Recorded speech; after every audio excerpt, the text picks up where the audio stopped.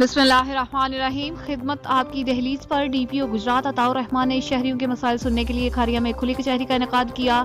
तफसीलात के मुताबिक डीपीओ गुजरात ने पुलिस अफसरान के हमरा शहरियों के मसाइल सुनने के लिए थाना सदर खारिया में खुली कचहरी का इनेकाद किया।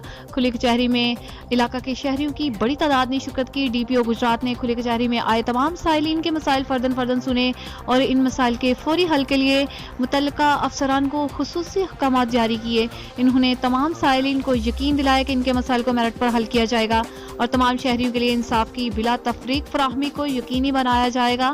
इन्होंने मजीद कहा कि शहरियों को इनकी दहलीज पर इंसाफ फराहम करना हमारा मिशन है।